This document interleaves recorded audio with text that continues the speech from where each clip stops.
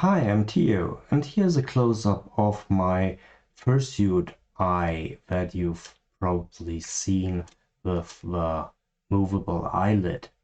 So the eye itself is partly 3D printed, the white part is 3D printed, the iris and pupil here in the middle is actually a laser printed sticker that is completely waterproof with a piece of black vinyl stuck in the back. So from the inside that part is completely black, and I cut lots of tiny holes in it with my laser cutter. That turned it into a mesh, and I can see through it without problems.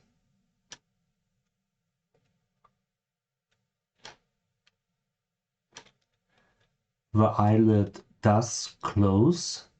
You can see a tiny gap here, but that's where the fur will go. So as soon as this fursuit head is furred completely, there will be no gap between the eyelid and on the bottom here and the fur.